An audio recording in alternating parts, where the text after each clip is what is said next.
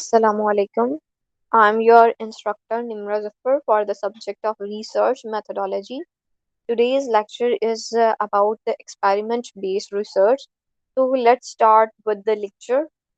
These are the contents of the lecture. First of all, we will study definition of research, then methods of research, then method of research, then aims of experimental research, steps of experimental research, advantages of experimental research, and then disadvantages of experimental research. So let's start with the definition of research. We have already studied definition of research, so let's study another definition by Mowley. Actually, research is simply the process of arriving at a dependable solution to problems through planned and systematic collection, analysis, and interpretation of the data. So we have to arrive at a solution to a problem. We have a certain solution, we conduct our research to provide solution to that problems, and in order to achieve towards the solution we have to move through a certain process which is planned and systematic. We collect the data, we analyze that data, and then we interpret the results of that data. We have various methods of the research. First one is qualitative method, then the quantitative method, then experimental method, survey method, Delphi study method, and then we have case study method. So qualitative method is that method in which we are concerned with the opinions of the people. We deal with the feelings and opinions. We judge the quality through this method. Then we have quantitative method, as the name suggests that this method deals with the quantitative values, numerical values. So we have quantities of different things. Then we have experimental method. Experimental method is the method which is concerned with performing the experiments or the practicals. Then we have survey method. In this in this type of the method, we conduct different types of surveys. We conduct questionnaires, interviews, or other such types of surveys. Then we have Delphi study method, and then we have a case study method in which we are conducting our research on the basis of any existing case study. Then experimental method is a systematic and scientific approach to research in which the researcher manipulates one or more variables and controls. So we have different types of variables in our research. One is an independent variable and one is dependent variable. The variable which is not depending upon anything is independent, and the variable which is depending upon the independent variable is known as dependent variable. Then we have controls. Controls is basically the standard variable which we have in our research, just to compare our experimental variable with that standard. And in basically experimental method, we measure the change in the variables. The purpose is to study the cause and effect relationship. So the basic purpose of conducting an experimental research is the study of the cause and effect relationship. One variable is the cause and other variable is the relation. So we take one variable and we just perform the experiment on that variable, and then just determine the effect of that variable on other variable, which is the effect.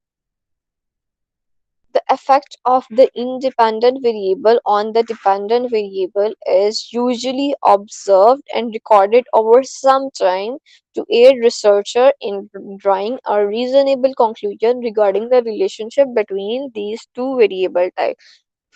So, the effect variable is basically the independent variable, and the effect variable is basically the dependent variable, and the cause variable is the independent variable. So the cause is independent and effect is dependent. We study the effect of independent variable on the dependent variable in our research, and we observe that effect and then we record over time, that we record the effect over certain time, like in our laboratory experiments we note the readings after interval of time. So like we have certain condition that we have to record the reading after every 2 hours, or after 12 hours, after 24 hours. So we have certain time limits in which we record the readings.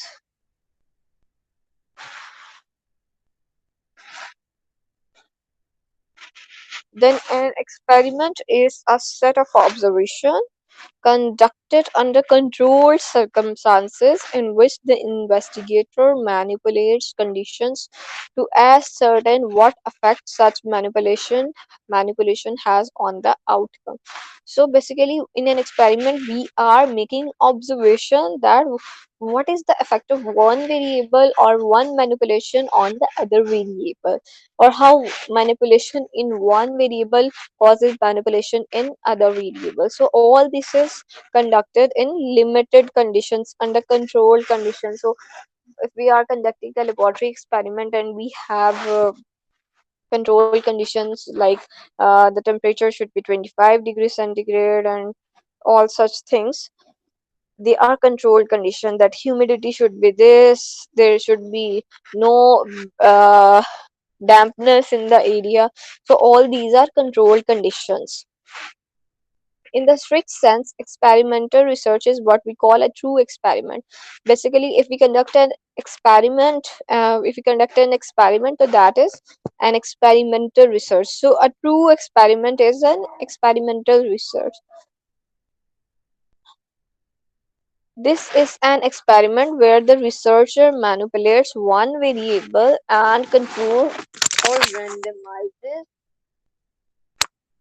the rest of the variable. It has a control group. The subjects have been randomly assigned between the groups, and the researcher only tests one effect at a time. So, what a researcher is doing in experimental research, he is manipulating one variable and causes the control and has control on other variable. Means he is manipulating one variable and is not causing itself changing the other variable, and just studies the effect of that variable on the other. So these are the four steps of any research method. First of all, we do observation, then we deduce a hypothesis on the basis of our observation, then we do testing of that hypothesis, and then we make prediction. So if the test by test hypothesis is proved false, so we will have to modify or reject our hypothesis, and if our hypothesis is true, we deduce the results from that hypothesis. If the experiments prove the hypothesis to be true, it becomes a theory or the law of the nature.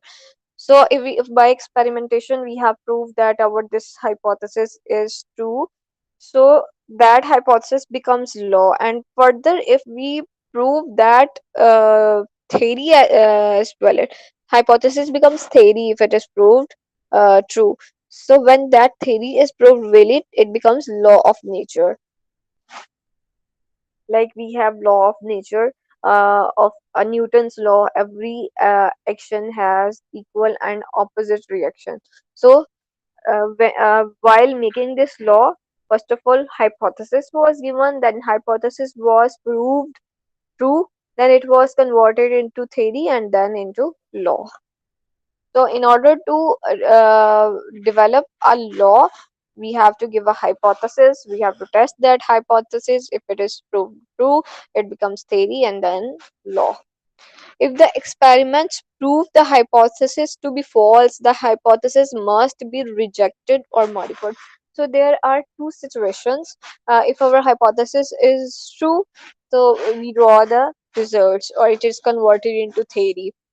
But if the hypothesis is false, so what we have to do is we have either have to reject that hypothesis, or we have to modify that hypothesis. We have to make certain changes in that hypothesis. The scientific method uses properly used properly should give us predictive power to understand phenomena which have not been tested. So whatever the scientific method we are using, that must be predictive in nature, that must predict give prediction of something, whether the true prediction or the false prediction, but there should be certain prediction. So there are certain steps that we have to go through while performing an experimental research. The first one is identify and define the problem. Then we have to review the relevant literature. Then formulate hypotheses and reduce their consequences. Then construct an experimental design. Conduct the experiment. Compile raw data and condense to usable form, and then present findings and conclusions. So our step one is identify and define the problem. What we have to do is we have to define the problem for which we are conducting the research. After deciding the topic of the interest, the researcher tries to define the research problem. So when we have decided our topic, that this is our topic of interest, we have to conduct research on this topic. So we have to define the problem. What is the problem that we have to conduct the research? This helps the researcher to focus on a more narrow research area to be able to study if appropriately. Defining the research problem helps you to formulate a research hypothesis. So when once we have decided our we have defined our problem statement, or what we have found that this is the certain problem that we have to deal with, it becomes easy to formulate the hypothesis. The relevant literature review, which is very important in conducting any type of the research. In the research process, the literature review stands as the pivotal point of all the activities.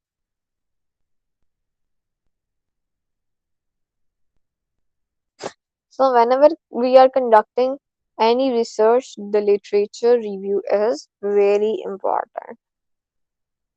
The literature review helps researcher whether the topic is worth studying, and it provides insight into ways in which the researcher can limit the scope to a need area of inquiry. So by doing literature review, a researcher is very much sure becomes very much sure that whether this topic is worth doing research, or it has market value or not, and we find different ways of doing research which have already been done by other researchers. Formulate hypotheses and reduce their consequences. It is almost impossible for a researcher not to have any hypothesis or objective before proceeding with his works. Okay, it is impossible that we are doing any research work and we don't have any research question in our mind, or any hypothesis or any prediction in our mind, or any objectives before proceeding towards the work, because the hypothesis or the objectives show the direction to a researcher. Once we have defined our hypothesis, which is the prediction, and we have our objectives of the research, so we can proceed easily with the research. We know all the direction to which direction we have to go in order to conduct the research. That is why in the experimental research, the research design is built around a tentative hypothesis or clearly defined objective. So when we are conducting an experimental research, we uh, we are more concerned to do research on any tentative hypothesis, on any prediction, or after clearly defining our objectives that we have to do this in our research.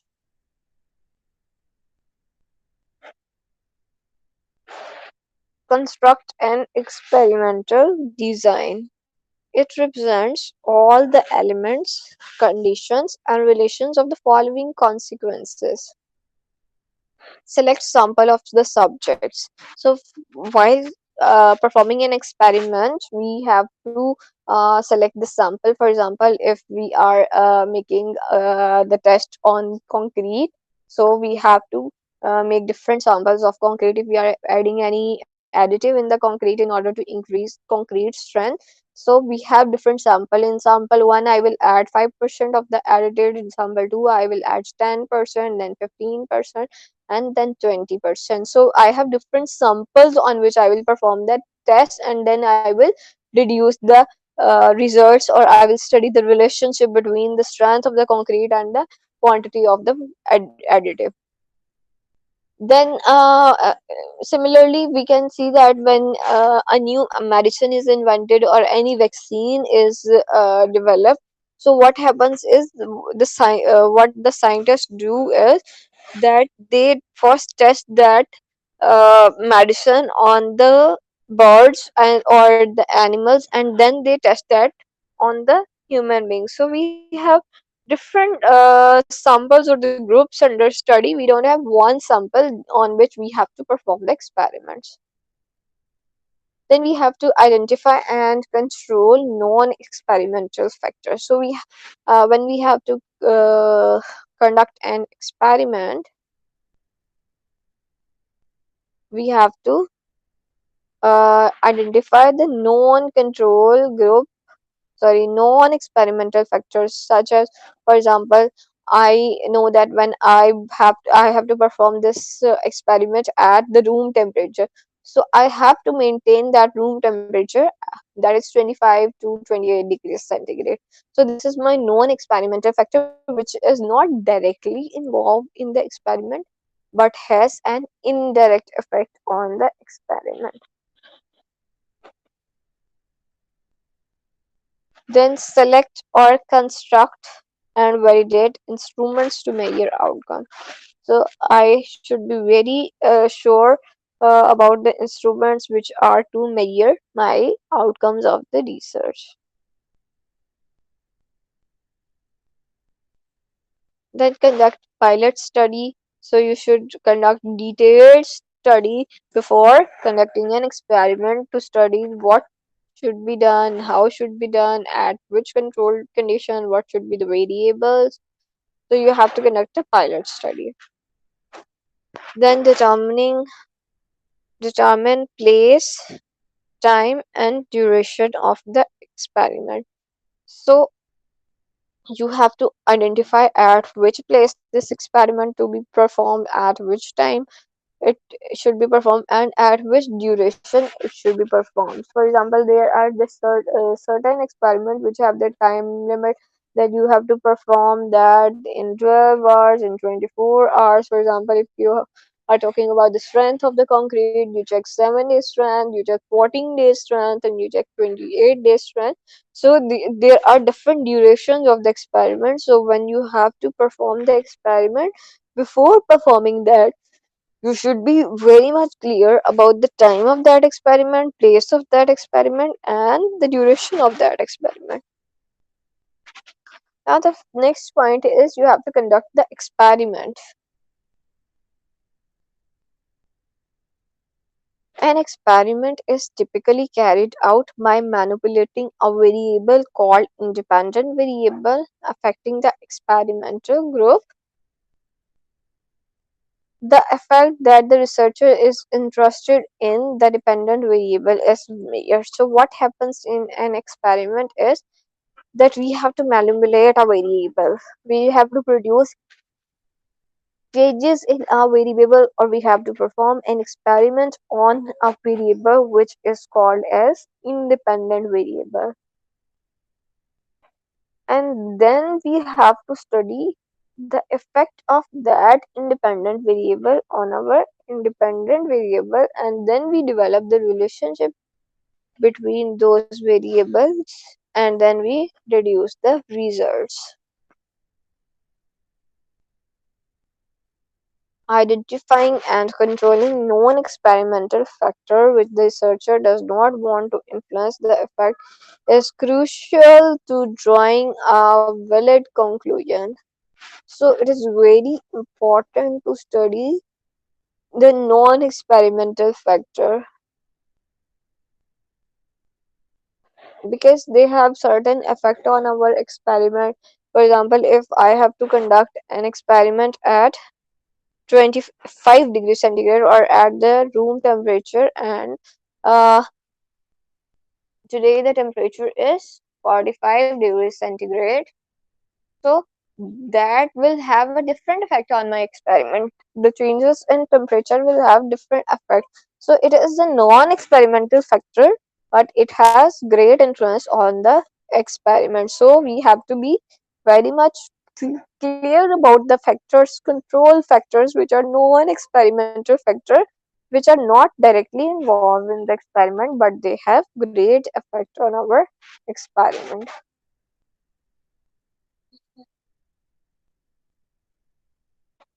This is often done by controlling variables, if possible, or randomizing variables to minimize effects that can be traced back to third variable. So, if we set certain controlled conditions like I have to prevent dampness, or I have to continuously provide dampness in an experiment. So I have to maintain that control condition. So if I am drying concrete cube in any drying oven, I have to maintain the temperature of the oven. If I have to dry it at 100 degrees centigrade, so I have to make sure the temperature remains 100 degrees centigrade throughout the defined time for that experiment. So these non-experimental factors should be maintained, should be kept under control.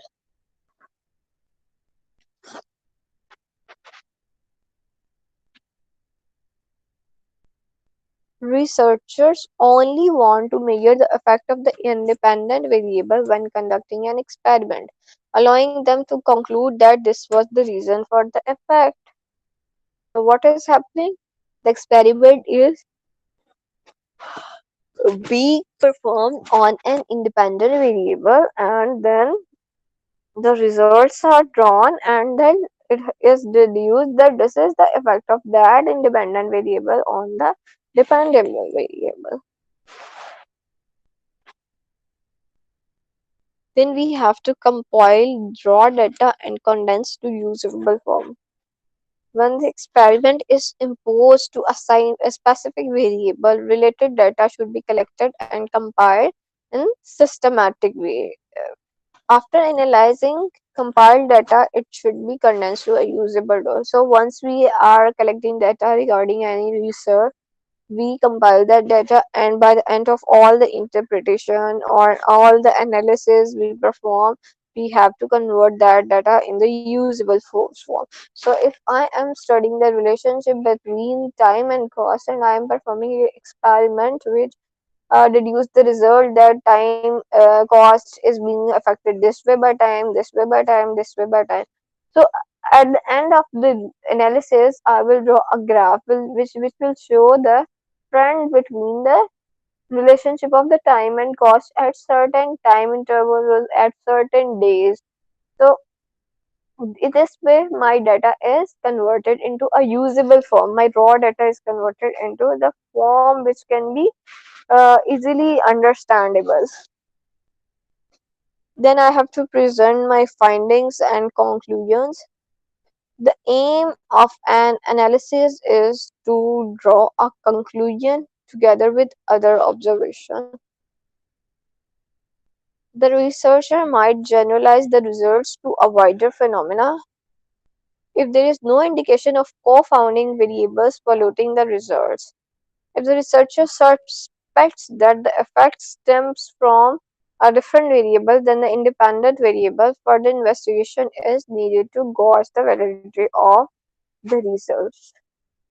So there are certain variables which basically pollute our research. For example, if I add 5% of the additive in concrete, and it reduces the strength of the concrete, or it just causes different changes in the concrete which are unacceptable. But on adding 10% or 20% of the additive, I get very good results, or very good strength is achieved. So the solution to my research, which adding 5% causes certain effects in concrete which are not good for concrete, I will just eliminate that.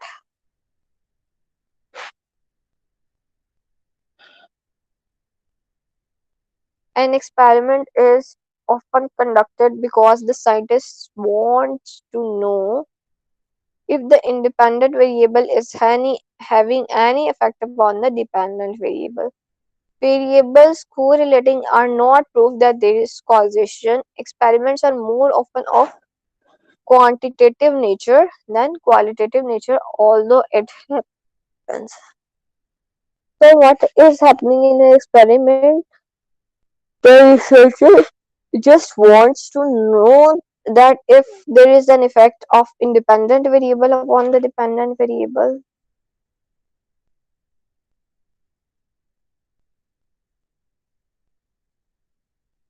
So basically, our experiments are mostly quantitative in nature. We get certain values after performing the experiments. They may be qualitative, but usually they are quantitative in nature.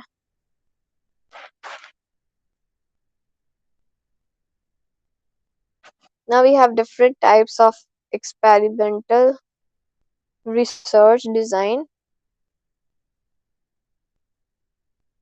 Pre-experimental research design.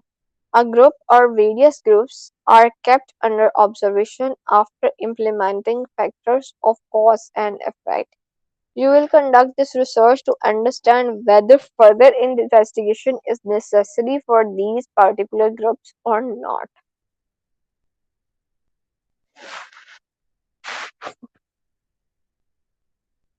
You can break down pre-experimental research further into three types, which include one-shot case study research design, one group pre-test, pro-test, post-test research design, status group comparison.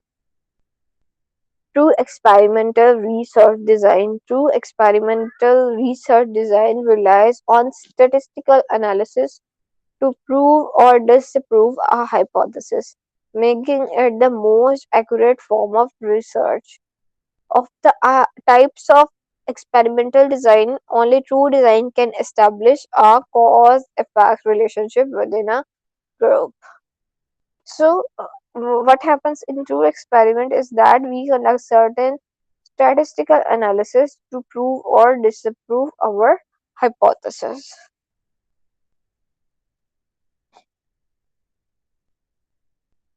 In a true experiment, three factors need to be satisfied. There is a control group which won't be subjected to changes, and an experimental group which will experience the changed variables. So we have a control group, which is our standard group in which we are not producing any type of changes. And then we have an experimental group on which we are performing the experiment. Then a variable which can be manipulated by the researcher. We have a variable on which experiment is performed that is being manipulated. Then we have random distribution of the variables. Then we have quasi experimental research design. The word quasi indicates similarity. A quasi experimental design is similar to the true experimental research, but it is not the same. The difference between the two is the assignment of a control group. In this research, an independent variable is manipulated, but the participants of a group are not randomly assigned. Quasi research is used in field settings where random assignment is either irrelevant or not required. So what happens in true experiment? We have one variable and we study its effect that this can be a fact, this can be a fact, this can be a fact. But in quasi research, we just have we just have an independent variable and we study certain effects of that variables, that we have to study this effect, this effect, this effect. But in quasi, there is a random distribution that we can study any effect which causes which we can be caused by the manipulation of the independent variable. Then we have the examples of experimental method. Administering exams after the end of the semester. During the semester, students in a class are lectured on particular courses and an exam is administered at the end of the semester. In this case, the students are the subjects or the dependent variables, while the lecturers are the independent variables treated on the subject. So, when we conduct an exam by the end of the semester, that exam is basically the experimental design in which we have students as dependent variables and teachers as in lectures as independent variables. So the performance of the students is directly dependent upon our lectures.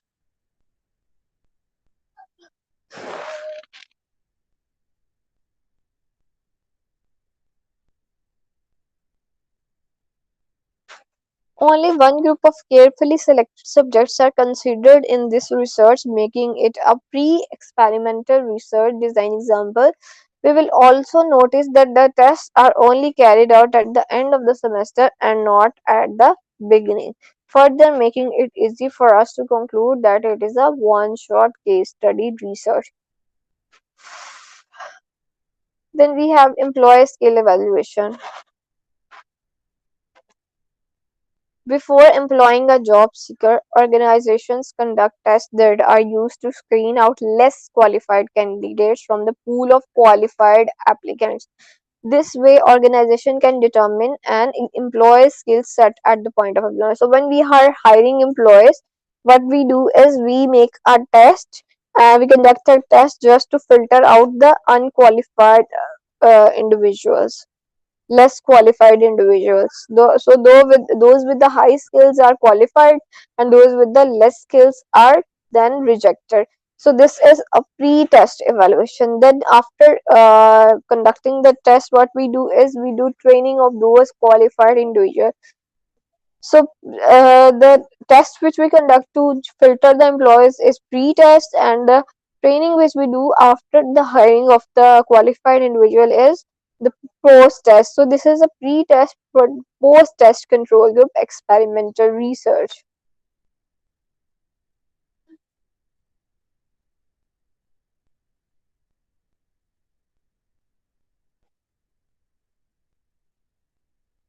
Scientists test their hypothesis using controlled experiment.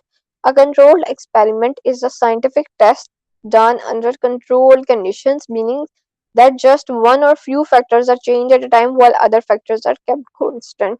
For example, we keep the temperature constant while performing an experiment, or we keep the weight constant while performing an experiment. So there are few factors which are kept from constants, and this is basically the controlling of an experiment. So this is called a controlled experiment. So here we have an example of a controlled experiment that we have. There is a pot in which we are planting seeds. So we provide water to pot one, and we don't provide water to pot two. You can see this in the second picture. No water to pot two and water to pot one.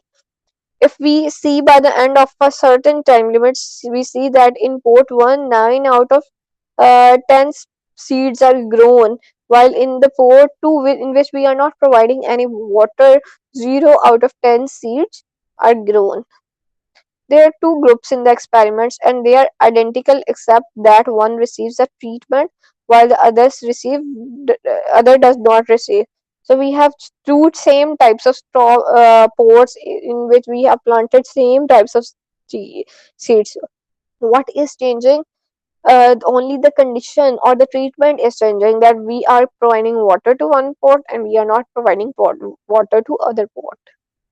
The group that receives the treatment is an experiment is called as experiment group, while the group that does not receive the treatment, hereby the dry pot in which we are not providing the water, is called as control group.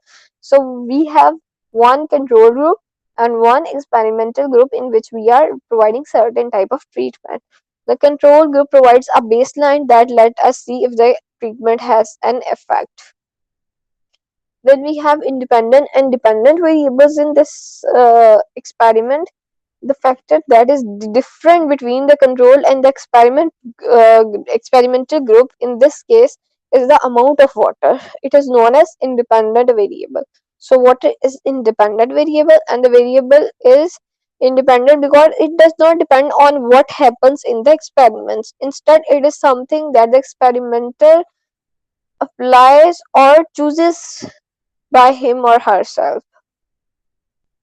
In contrast, the dependent variable in an experiment is the response that is being measured to see if the treatment had an effect. In this case, the fraction of the bean seeds that are grown is dependent variable.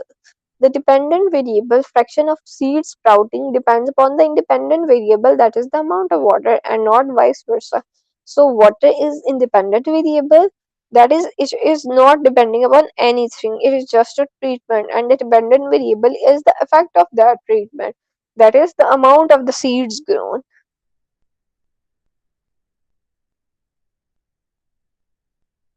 Experimental data are observations made during experiment. In this case, the data we collected were the number of bean sprout in each pot after a week. So we have a video example of controlled experiment.